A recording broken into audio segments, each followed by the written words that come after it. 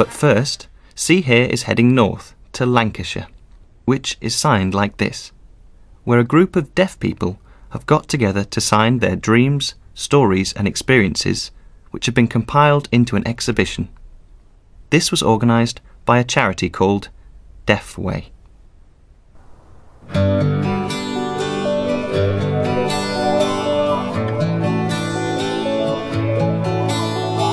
The Deaf People of Lancashire exhibition is going to be in what we call our Lancashire People Gallery.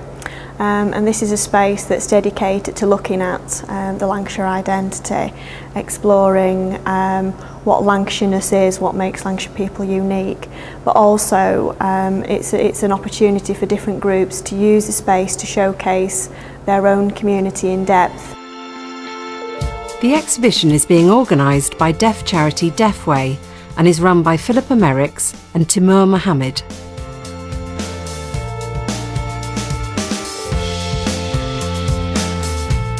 The exhibition at the Museum of Lancashire is a community exhibition that anyone can use, so I wanted to grab this opportunity for deaf people. So I thought about what the audience might like to see and learn about deaf people, both those with prior knowledge and those without. I wanted to show something that's positive and show what's been achieved by deaf people and what their dreams are. So we filmed, which I felt was the best way of illustrating certain aspects of culture, issues and language. Alongside the filming, we created exhibition boards that demonstrate these issues in more depth than I felt would be possible in the filming. So that is where it all started.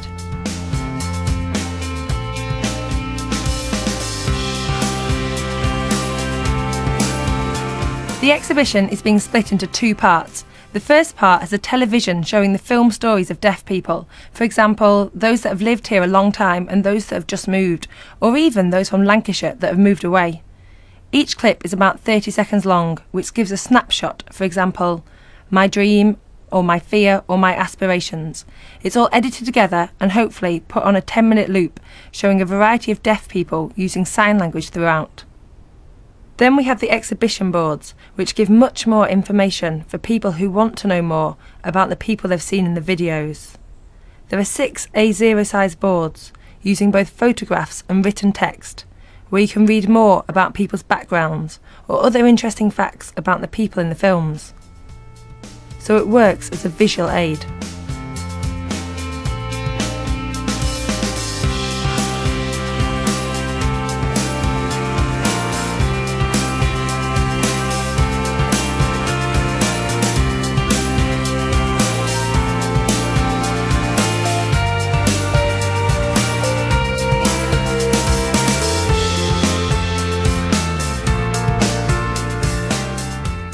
The stories have been fascinating.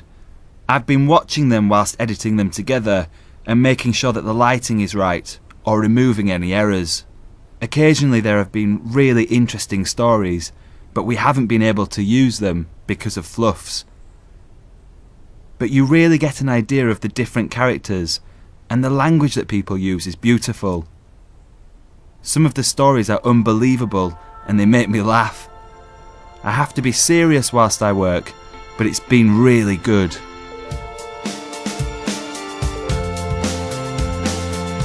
I'm from Plymouth in the southwest. I moved up to Preston 2 years ago for the BA in Deaf Studies, and it's been okay so far. After I was filmed for the Life Stories exhibition, I thought to myself, why not tell them everything? Because I realised as I was telling my story, I hadn't actually seen myself in this light before. In fact, it had been a struggle going through college and getting into university. As I was being filmed, I realised I'd done all these things and achieved all these skills.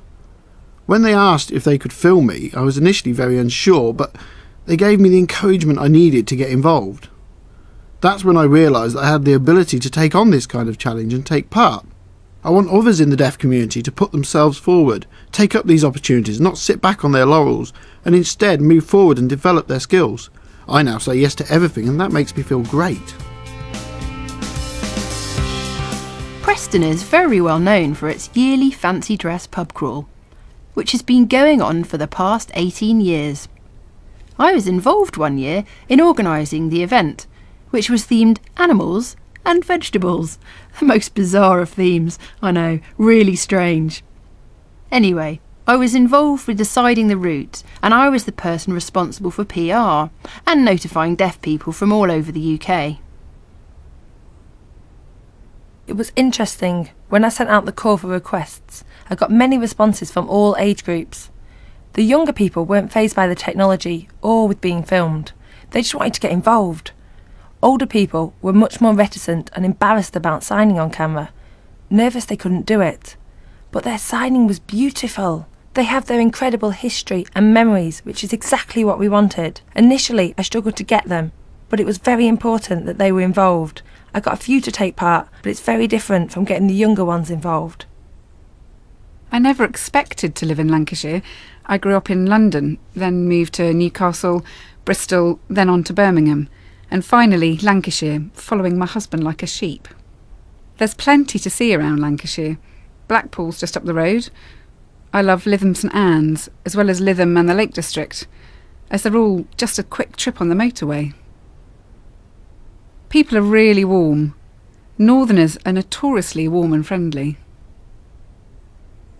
Some of the stories have been really surprising. For example, one person called Mark, this is his name sign, he was telling us a brilliant story from years ago. Around 1964, it was connected to Preston's football team.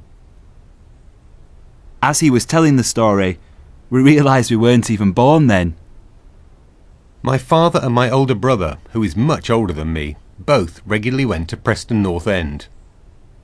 I would occasionally go with them, but not often, as I was much younger, maybe 8 or 9. When our team was in the final, I was about 10, well, maybe 9. My brother made a blue and white striped hat that I helped with, whilst my mother worked tirelessly knitting a blue and white striped scarf to match. There was a special train service running from Preston, stopping at Leyland and then Uxton, which is a small village near where we lived. Euxton. My father and brother were catching the train, and we were all waiting on the platform. When it finally pulled up at Uxton station, it was amazing. There was a sea of blue and white hats, scarves and rattles, as far as the eye could see. We sent them off with a hug and watched them leave the station. We then went home, and I switched on the television, which was in black and white, and you had to tune the channel in back in those days. It was a very small screen. I remember my mother ironing whilst I excitedly watched the game. We scored first, then it went 1-1. We scored again, it went 2-2, but then we lost 3-2, which was disappointing, but a good day to remember. When Philippa first emailed, I was adamant that I didn't want to sign on camera. There was no way I was signing to camera. But then I reconsidered. I wanted to support Philippa and her project, which is so important. I really hoped others would get involved, so eventually I emailed back and said I would take part. I went trying to tell myself not to sign too formally, to relax and sign naturally. I decided to try my best and try to ignore the camera, and I don't think the end result is too bad. At least I hope it's okay.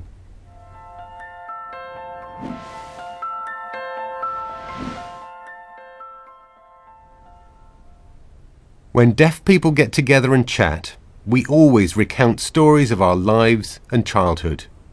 There are so many great, amazing stories that are never caught on camera. Often, when you see these tales, you think, "Oh, where's the camera?" There are some fascinating stories out there. This exhibition has showcased many different minority groups from the Preston and Lancashire area, showing their community pride and sense of Lancashireness. Deaf people have rarely felt connected to exhibitions like this, and I thought that it was the perfect opportunity to demonstrate our pride and culture and show Lancashire that we are here and to show what we have. People of all ages can see the exhibition, and it will show them that we are here and living amongst you all. That person you pass on the street could be deaf and you will not know. So it's to reaffirm that we're here and to show our pride in Lancashire, where we come from. I hope that people will benefit from attending the exhibition. regardless of whether they are deaf, hearing or disabled, and come to value deaf culture, deaf views, and the visual aspects, and to recognise this project by Deafway, as deaf projects are usually hidden away. From watching people's stories, they will get a clearer understanding of who deaf people are, and more about why sign language is used, and that these people have a history. It's a small world. Perhaps people will relate to us, or maybe not.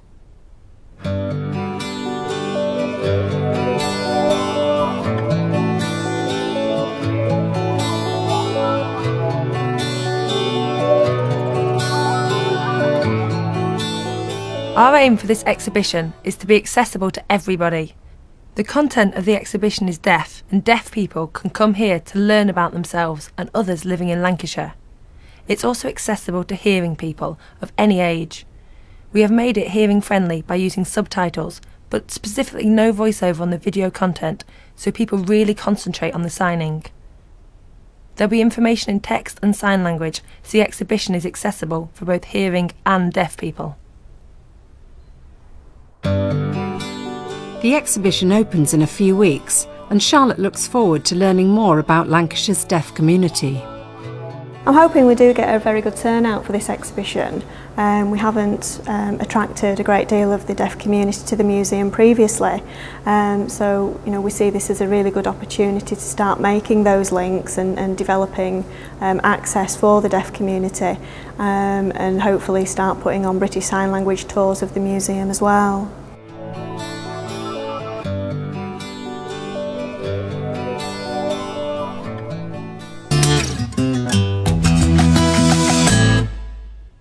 The Deaf People of Lancashire exhibition is due to open in February.